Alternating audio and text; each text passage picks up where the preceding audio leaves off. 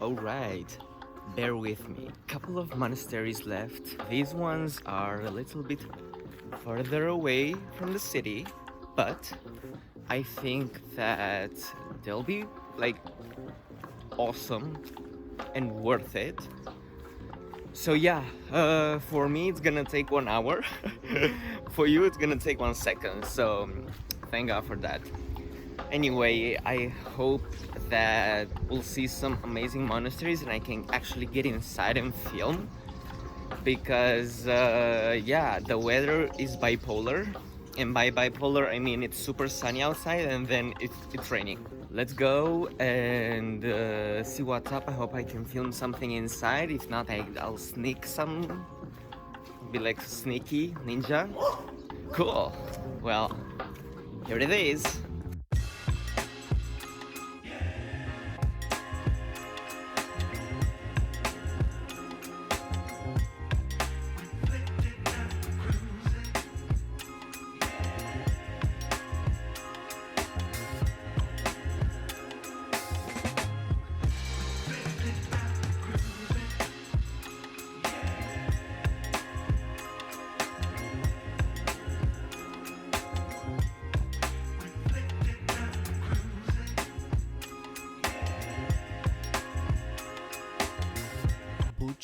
Monastery is the first one we're going to visit in this video. It was kind of far from the main city, and I recommend you go to all the monasteries you see in this video with a car, or double check if you want to walk, because the public transport is non-existent to these places. I walked a lot that day to visit all the monasteries you see here, so be prepared. Being outside the city, the vibes are very calm, almost zen-like. I loved it so much. You can chill here and meditate or pray to God. The inside was very dark, so unfortunately the paintings on the wall were not visible. But outside it was very nicely decorated. The monastery was first built in 1853.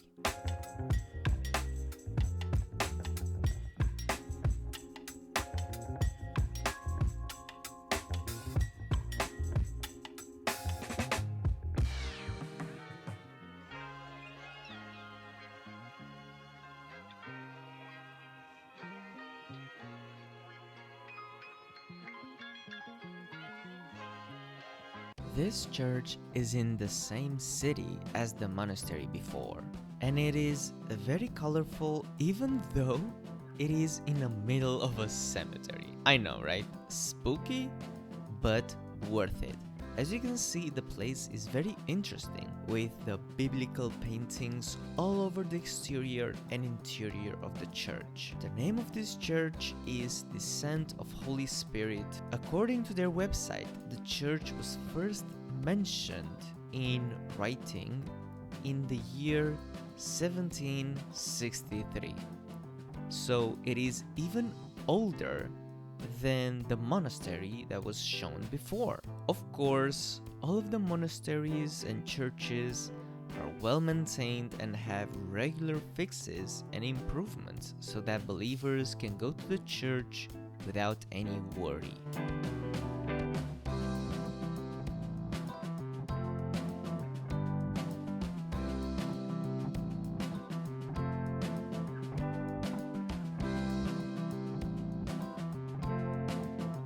Next up is Vladiceni Monastery. This one is a little out of reach, so if you want to visit it, I recommend going by car, cause there were not sidewalks on the road leading to this, and it was quite dangerous, but oh well, you'll see what I'm talking about in a behind the scenes video I plan to do after the series ends.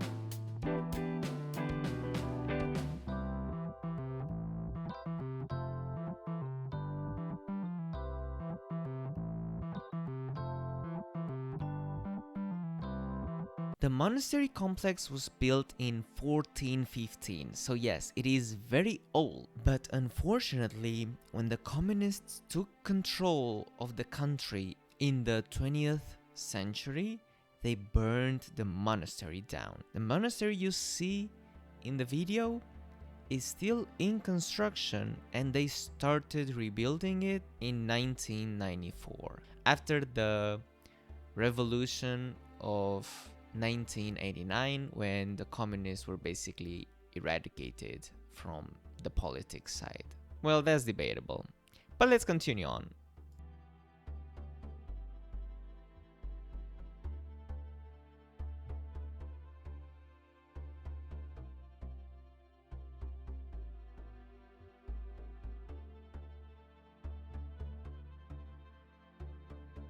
Hlincha Monastery is another quaint medieval complex that is super nice. What you see is the original building, which finished construction in 1587. I enjoyed my time here. In all of the monasteries in the video, there are benches outside where you can stay and absorb the stillness of the place. It is very relaxing to just sit and meditate. Think of your life choices, the flower patches and the parks. They are very well maintained. There were also, if you're lucky, some cats and dogs. Most probably the owners were the priests and the nuns that tend the complex.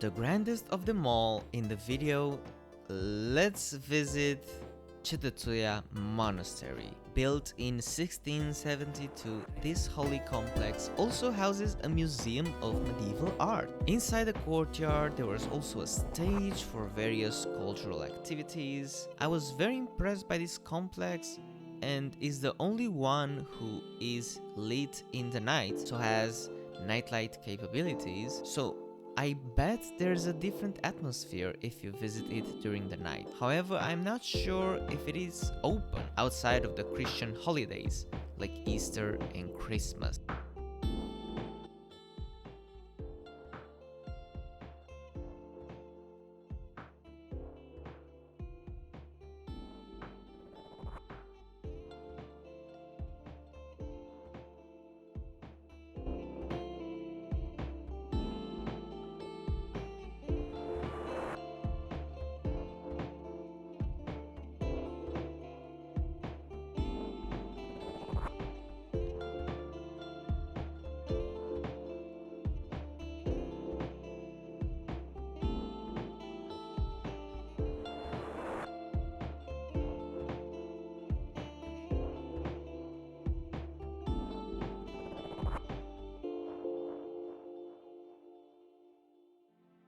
Fun fact about this, in 1682 the complex also served as a typography that created books in Greek language for Orthodox Christians according to the information on their website.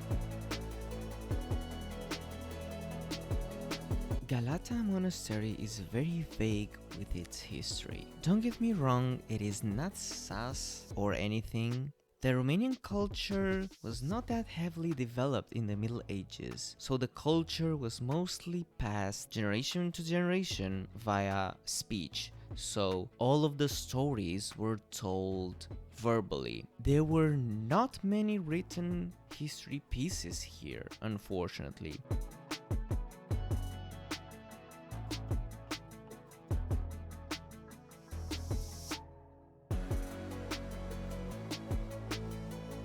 According to the monastery website, the church was built in 1578 but could be even earlier. I appreciated the roses in the garden and I recommend you visit this monastery since it's the closest of them all to Iași. You can get close to it with public transport. Granted, you still have to walk a little bit, but public transport helps. The architecture is pretty interesting and I feel like a broken record, but trust me, once you visit this place, you will feel at peace.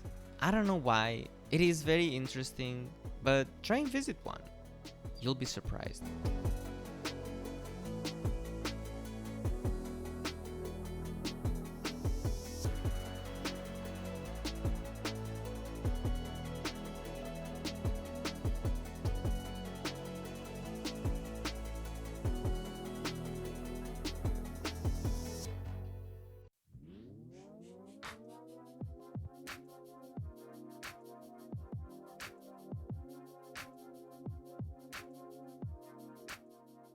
Okay, so this monastery is actually hidden in a cemetery. I think it's closed because the doors are not open. So if you really want to visit it, fine, but it's not your typical old ass monastery. It's just it's just like a church. Doesn't really look like an old monastery, an old medieval monastery. And I mean, it's quite well kept. And that's it. My opinion is that you should not go out of your way to visit this. It doesn't even have a wall inside or whatever, a wall outside. It's just a plain, it looks like a plain old church.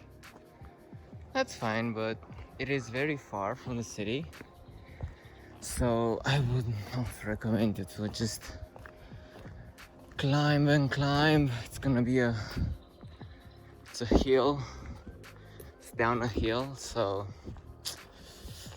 it's not my recommendation. It's full with trees, can't really see it well from a distance, it's well hidden. So in my opinion, just skip that, it's fine. You don't need to search for an old monastery